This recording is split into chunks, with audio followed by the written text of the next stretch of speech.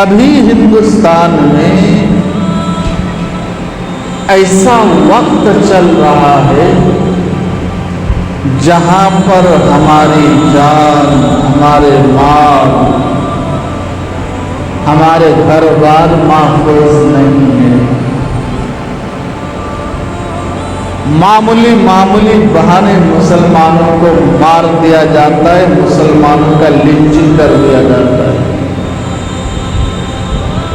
ان کے املاک کو لوٹ لیا جاتا ہے، ان کے املاک پر بلا کسی وجہ کے بلڈوزر چلا کر کے قبضہ کر لیا جا رہا ہے، ان کے عزت و آبرو کی دھجیاں اڑائی جاتی ہیں۔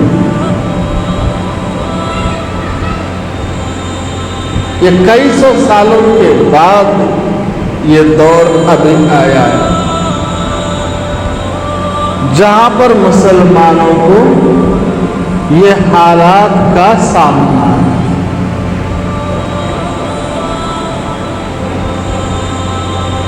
حالانکہ 700-800 سال تک مغلوں نے یہاں پر حکومت کی، کبھی دیگر اقوام پر اتنا ظلم و ستم نہیں ہوا جتنا آج مسلم قوم پر ہو۔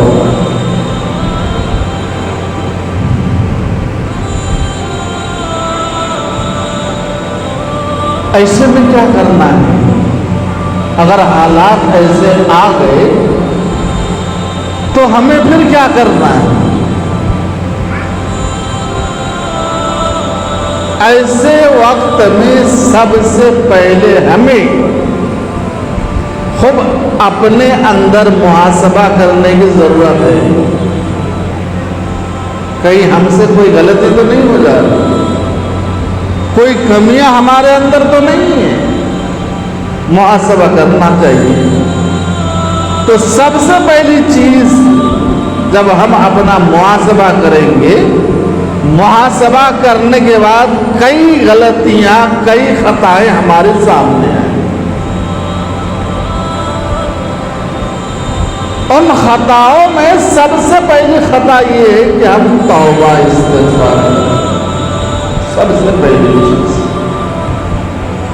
توبہ کیجیے، اللہ کے سامنے گر گرائیے،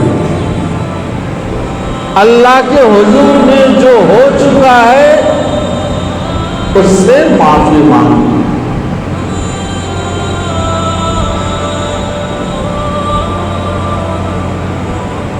توبہ کرنا سب سے پہلی شرط، پہلا کام، مومن کا سب سے پہلا کام، ہندوستان کے مسلمانوں کا سب سے پہلا کام توبہ کرنا ہے، اپنے گناہوں سے توبہ کرنا۔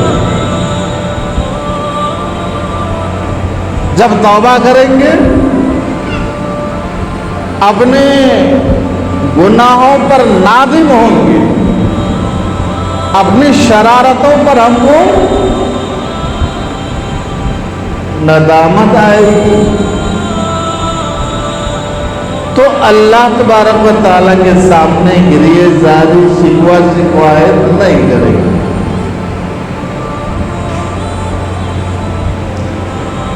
دوسری چیز،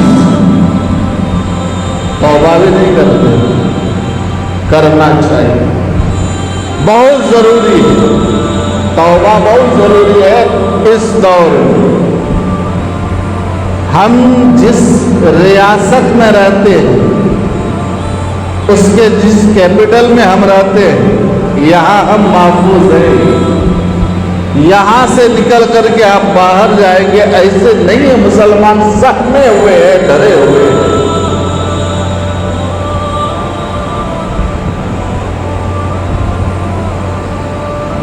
پولیس اس کے ساتھ ہے، حکومت کے انٹیلیجنس اس کے ساتھ ہے، حکومت کے ساری مشینری اس کے ساتھ ہے، سب مسلمانوں کے خلاف ہے۔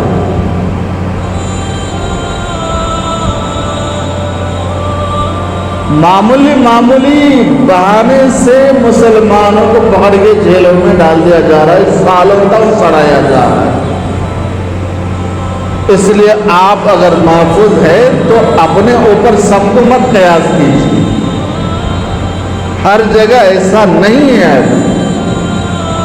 نفرت کا اتنا بیج یہ 12-15 سالوں میں بو دیا گیا ہے کہ نفرت کے بیج اب کومپل بن کر کے سامنے آ چکا ہے، جھاڑ بن کر کے سامنے آ چکا ہے، وہ پڑ پڑا رہا ہے، مسلمانوں کو للکار رہا ہے۔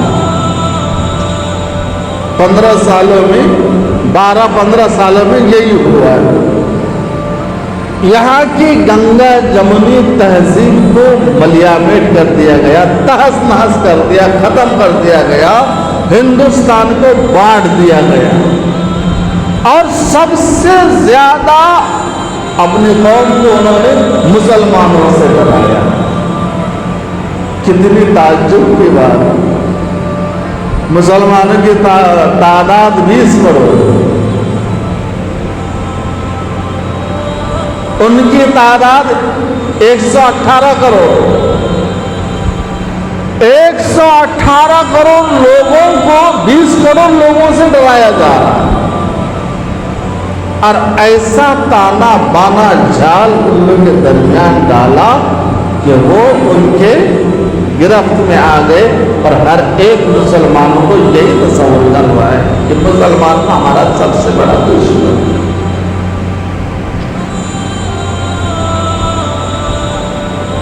اس طریقے سے نفرت کی بیج انہوں نے بو دیا اور پورے ہندوستان کو نفرتی بنا کر کے چھوڑ دیا۔ کھلم کھلا علل اعلان مسلمانوں کو دھمکیاں دینا، گالیاں دینا، ان کا سیوا، حکومت کا اس سے پلہ جھاڑ لینا، جب باہر ممالک میں کہیں پہ فضیحت ہوتی ہے تو اس کو ظاہری طور پر پارٹی سے برخاست کر دینا۔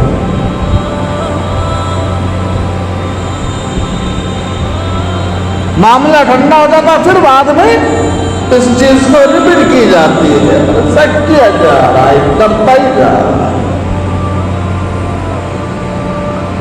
اگر حکومت چاہے تو ایک بھی فرقہ وارانہ فسادات نہ ہو،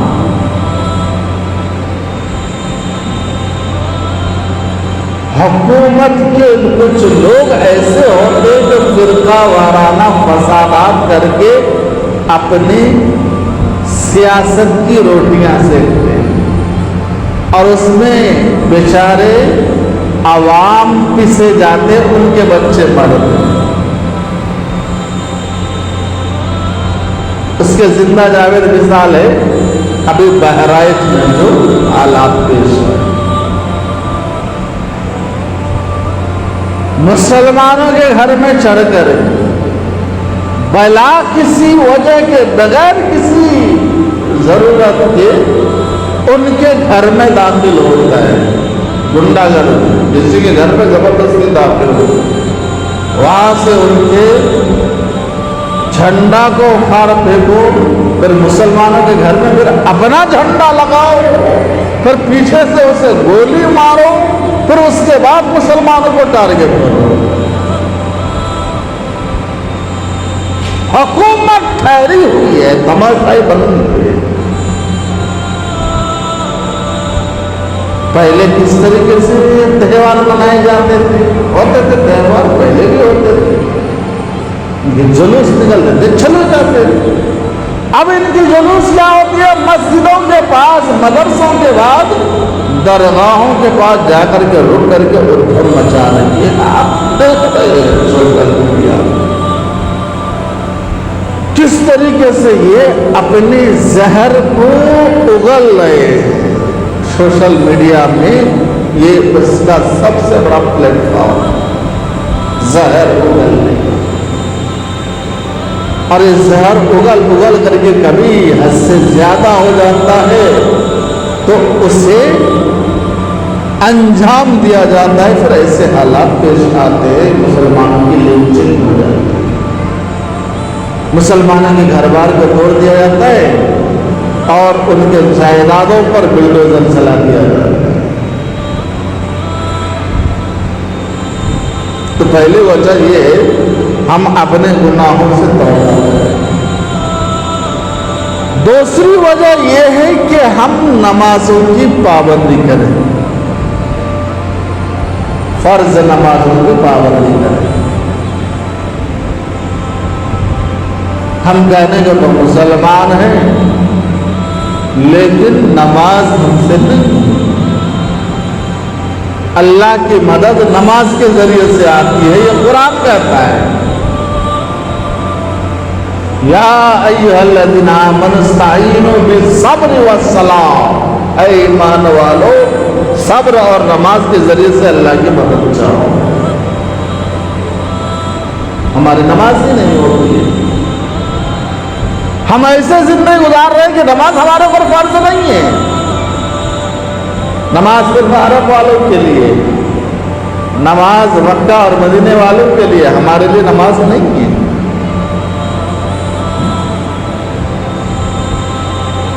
نماز کو ہم نے پسے پشت ڈال دیا اور ہم اللہ کی مدد کا انتظار کر رہے ہیں۔ دو جہاں کے سردار جناب محمد رسول اللہ صلی اللہ علیہ وسلم معمولی سی تھوڑی سی ہوا تیز ہوتی تھی، نماز کی نیت مان لیتے،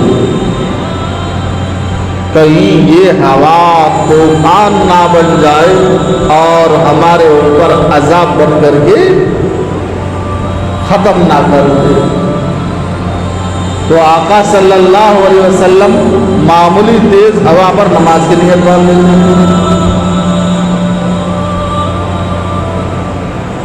کبھی پریشانیاں آ گئی، نماز کی نیت مان لیتے تھے، اللہ تعالیٰ سے مدد مانگتے تھے۔ کبھی سورج گرہن ہوا، چاند گرہن ہوا، فوراً نماز کی نیت مان لیتے تھے، صلاۃ قصور کرتے تھے۔ تو ان کی وہ حالت جن کی ہم اقتدا کرتے ہیں، وہ معمولی چیزوں پر نماز پڑھتے تھے، اور ہمارے اوپر حالات اتنے ابھی خراب ہے، اس کے باوجود ہم نماز پڑھنے کے لیے تیار نہیں ہیں۔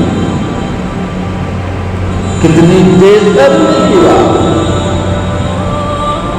حالانکہ پیارے حبیب صلی اللہ علیہ وسلم کی آنکھوں کے ٹھنڈک ہے نماز، قرۃ عینی فی الصلاۃ، میرے آنکھوں کے ٹھنڈک ہے نماز، اور ہم اپنے نبی کی آنکھوں میں دھول چھوڑ کر الصلاۃ عماد الدین فمن اقام اقامت، نماز دین کا ستون ہے، جس نے نماز کو قائم کیا اس نے دین کو قائم کیا۔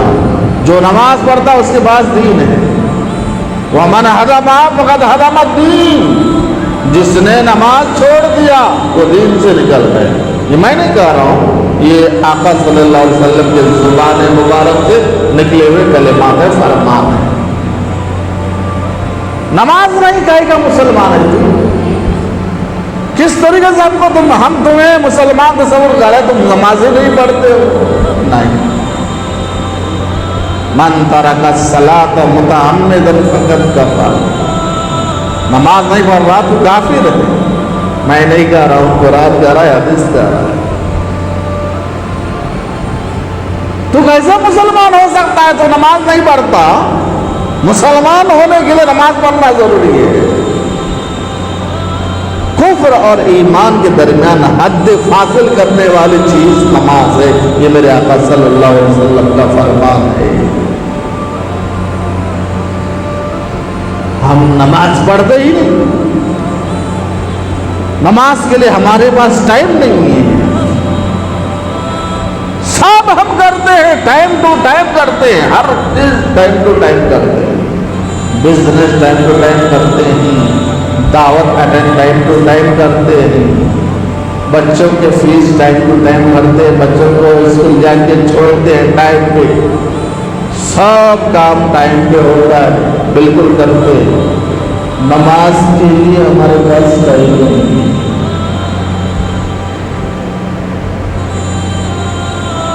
10 منٹ 15 منٹ ٹائم ہمارے لیے اپنی نماز کے لیے ہم نہیں نکالنے پاتے۔ اللہ کی مدد کہاں سے آئی؟ اللہ نے فرمایا کہ نماز کے ذریعے سے مجھ سے مدد چاہو. ہم نماز ہی نہیں پڑھے اللہ کی مدد آئے گی. نماز نہ پڑھو اس کے باوجود اللہ تعالیٰ اپنا مدد بھیجتا رہے گا. کیا اس کو ضرورت پڑی ہے؟ اس کو کیا ضرورت پڑی ہے؟ ہم اس کے احکام کے خلاف ورزی کرتے رہے اور وہ ہماری مدد کرتا رہے. کھلا رہا ہے پلا رہا ہے یہی بول رہے ہیں. وہ تو ذمہ لیا ہے کھلانے پلانے کا. ہمارے حالات ایسے اتنے خراب ہے اگر وہ ذمہ نہیں لیا ہوتا تو بھوکے آج پڑ جاتے. کھلا رہا پلا رہا یہی بول رہے ہیں. تو نماز کے لیے ہمارے پاس ٹائم نہیں. نماز آپ نہ پڑھو میں اس کے باوجود تمہاری مدد کروں. نہیں, نماز پڑھو. ایسے وقت میں ہم کو مساجد کو فل نماز کر کے دکھانا پڑے گا, فل نماز پڑھ کے دکھانا پڑے گا. ضرورت ہے, ابھی حالات کا تقاضا ہے. جو گناہ ہم سے ہو چکی ہے, جو نماز ہم سے چھوٹ چکی ہے, ہو گئی. اب ہم فرائض کو کسی حالت میں نہیں چھوڑیں گے. فرض نماز کو کسی بھی حالت میں نہیں چھوڑیں گے. چھوڑو گے ویسے کاٹے جاؤ گے, ویسے بے عزت کیے جاؤ گے, ویسے ذلیل کیے جاؤ گے جیسے ابھی ہو رہا ہے. دوسری چیز نماز. نماز ہر حال میں ہم کو ادا کرنا ہے. نماز کے بغیر چارہ نہیں ہے. نماز ہی ہماری زندگی میں نہیں تو ہم کس طریقے سے کہے گا مسلمان؟ مسلمان ہی نہیں. میرے آقا نے فرما دیا وہ مسلمان ہی نہیں. اگرچہ ان قرآن کی آیتیں اور حدیث میں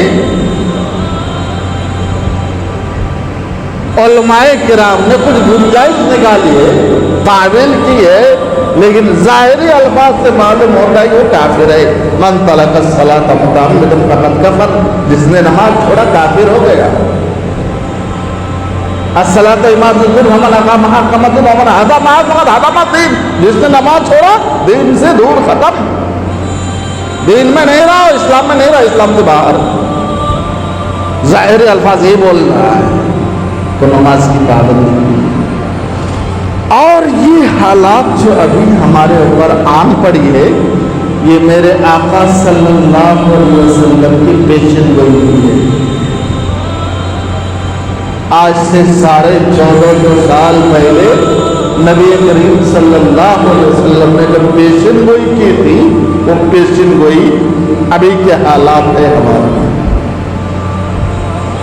پیشن گوئی کیا تھی؟ حضرت ثوبان رضی اللہ تعالیٰ عنہ کی حدیث ہے. حضرت ثوبان رضی اللہ تعالیٰ عنہ فرماتے ہیں کہ نبی کریم صلی اللہ علیہ وسلم نے فرمایا, ان قریب میرے امت پر ایک زمانہ ایسا آئے گا, ان قریب میری امت پر ایک ایسا زمانہ آئے گا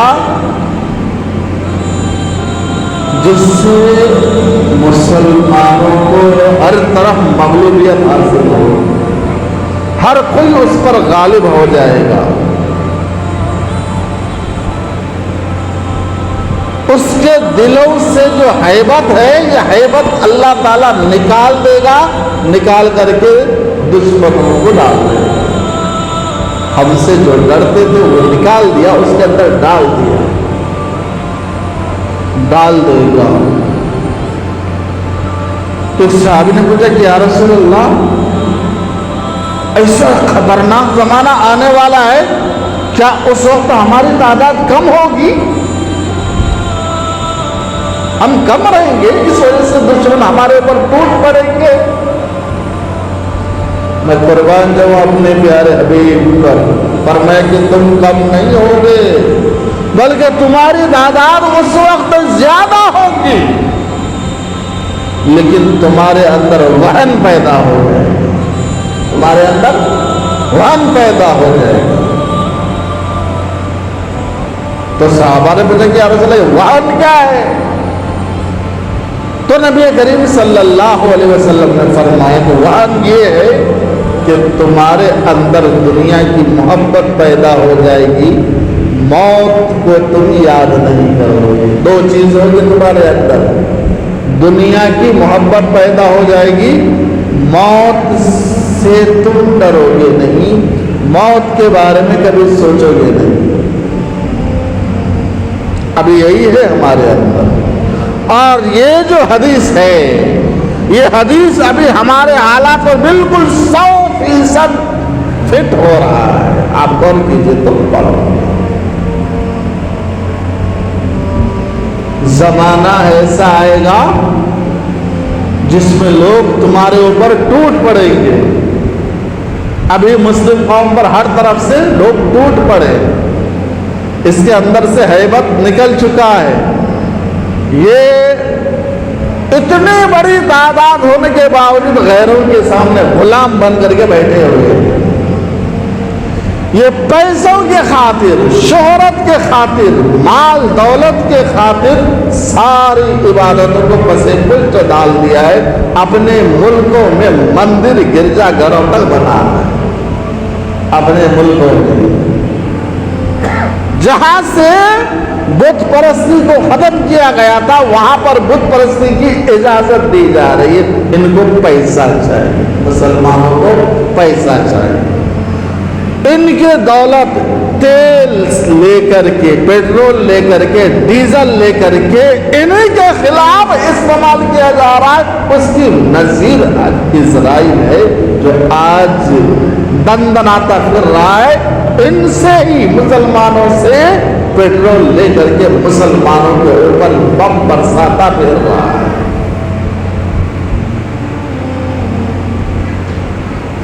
ہیبت ختم، روب ہمارے اندر ڈال دیا، اب ہم اس سے ڈر رہے ہیں۔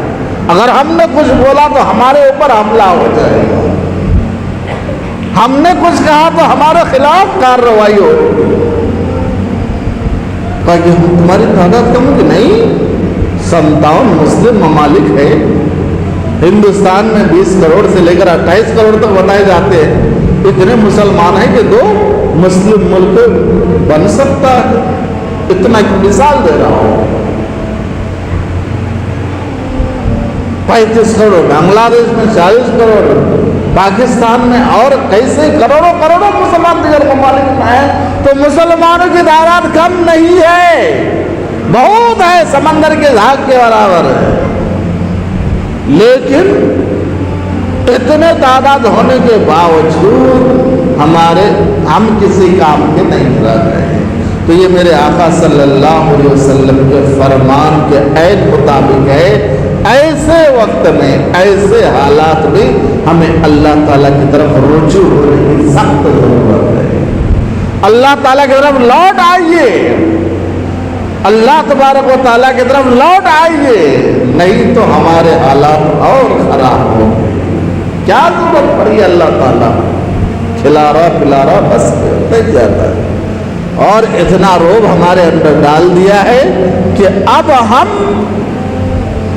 سامنے والے سے بدلہ لینا تو دور سے، اس سے بچنے کی کوشش کر رہے ہیں۔ یہ وقت کیوں آ گیا جو مرد مومن موت کو سب سے محبوب چیز سمجھتا؟